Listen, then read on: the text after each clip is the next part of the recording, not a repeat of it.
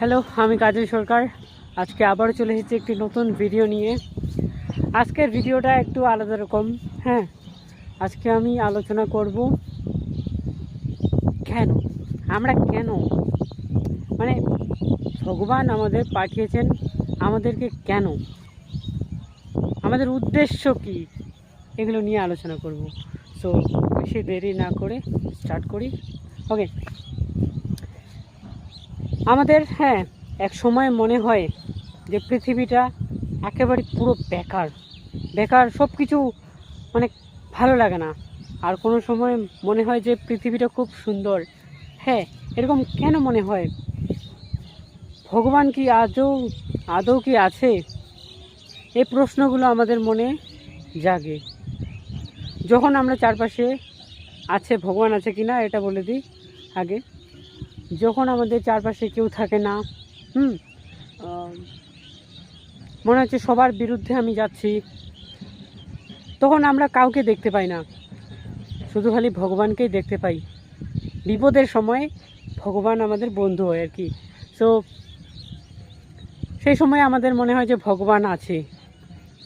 আরও প্রমাণ দেখবে যে প্রকৃতি, সূর্য, সকাল বিকাল সব সময় ওঠা, দিন রাত হওয়া, এগুলো কি মনে হয় এগুলো দেখে? এই সুন্দর সবুজ জল, বৃষ্টির যে নিয়ন্ত্রণ, এগুলো দেখে কি মনে হয় না যে কেউ একজন আছে যিনি পৃথিবীটা চালাচ্ছে, পৃথিবীটা পরিচালনা করছে? এই সিম্পল জিনিসগুলো যত তাড়াতাড়ি বুঝবে তত তাড়াতাড়ি মানে লাইফটাকে এনজয় করতে পারবে। ওকে, সো এই প্রশ্নের উত্তরটা আশা করি তোমরা পেয়ে গেলে। আর আমাদের আসার উদ্দেশ্য কি?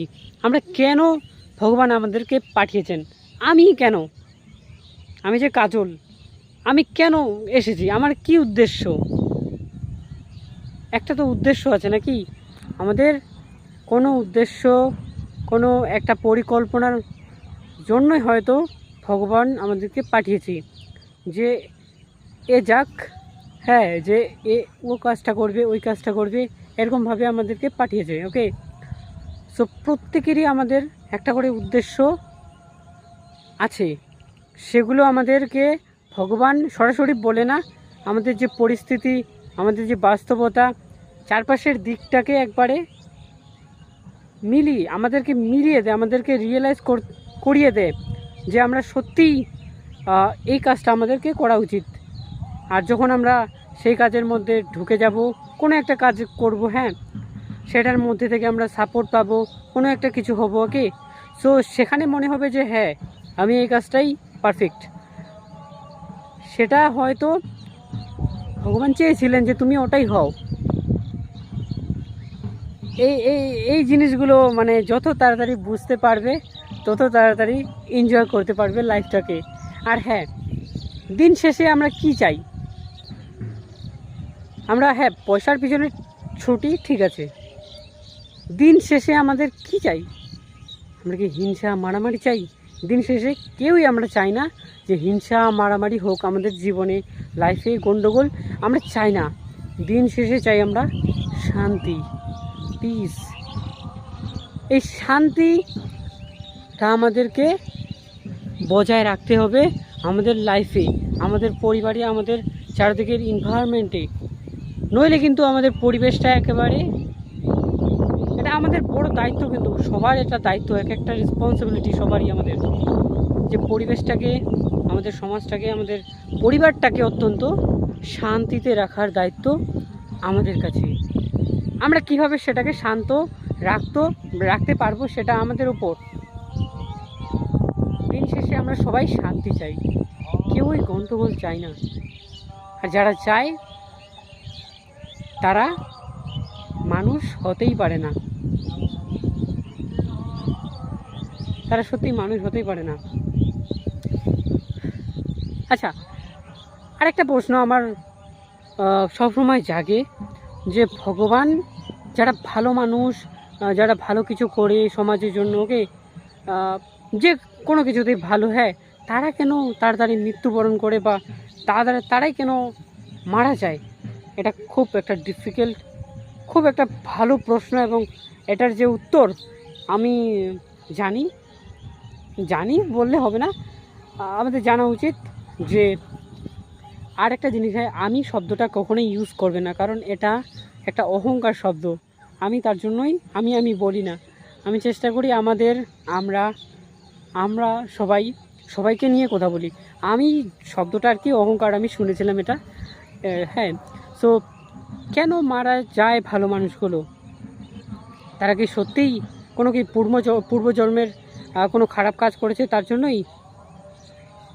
হয়তো জানি না, কিন্তু আমার মনে হয় যেটা আমি এটাও শুনেছিলাম। ওকে, সো এটা শুনে বলছি। ওকে, আমি শুনেছিলাম যে একটা খুব সুন্দর হয়তো একটা গল্প শুনেছিলাম, হ্যাঁ, যে একটা ফুল বাগান, ওকে, সেই ফুল বাগানের সব থেকে যেটা সুন্দর ফুল আর একটা ধরে নাও পচা ফুল, একটা যে কোনো মানুষ, হ্যাঁ, যাচ্ছে, একটা মেয়ে আর কি। ওকে, সো সে চাইবে কোন ফুলটা তুলতে, সে সুন্দর ফুলটাই চাইবে তুলতে, পচা ফুলটা চাইবে না। পচা মানুষ যারা হচ্ছে সমাজের একেবারে নোংরা ছড়িয়ে বেড়াচ্ছে, তাদেরকে কিন্তু ভগবান তুলছে না। কেন? আমরা তো সেটাই চাই যে ভগবান সেই সব নোংরা মানুষগুলো তুলে নিয়ে যাক, কিন্তু সেই মেয়েটা সেই ভালো ফুলটাকে, সুন্দর একটা গোলাপ ফুল ধরে নাও, ওকে, সেই গোলাপ ফুলটা নিয়ে যাবে। এরকমই হয়তো আমাদের ভগবান, যে সুন্দর সুন্দর ফুল, সুন্দর সুন্দর মানুষগুলোকে তুলে নিয়ে যায় ভগবান। এটাই হতে পারে, আমি জানি না ঠিক কতটা সত্যি এটা শুনেছিলাম। এই ছোট ছোট সিম্পল জিনিসগুলো আর কি এগুলো মানে জানার জন্য কত মানে মাথা লাগানোর কোনো প্রয়োজন নেই। সিম্পলভাবে জাস্ট খালি রিয়েলাইজ করো যে হ্যাঁ, এই জিনিসগুলো তো এই কারণেই হতে পারে। সিম্পলভাবে নিজেকে প্রশ্ন করো, মানে ভাবনার যে একটা প্রসেস, সেটাকে তুমি গ্রোথ করো, তাহলে দেখবে যে চারপাশের সব কিছু জিনিস, প্রতিটা জিনিস অ্যাকচুয়ালি কোনো না কোনো কারণের দ্বারাই হচ্ছে। ওকে, কারণের জন্যই সব কিছু হচ্ছে। কোনো না ঘটনার পেছনে কোনো ঘটনার পিছনে নিশ্চয়ই কারণ আছে, বলি এই ঘটনাটা ঘটছে, এটা হচ্ছে। সব যুক্তি দিয়ে ঘেরা এই পৃথিবীতে, সব ক্যালকুলেশন। যদি অঙ্কের ভাষায় আমরা দেখি এই পৃথিবীটাকে, সব কিছুই আমাদের গণিত দেখাই দিবে, মানে গণিত আমরা দেখতে পাবো। যদি অন্য ভাবনায় আমরা যদি স্পিরিচুয়াল কনসেপ্ট এগুলো দিয়ে দেখি, তাহলে আমরা স্পিরিচুয়াল, ধার্মিক এগুলো দেখতে পারবো।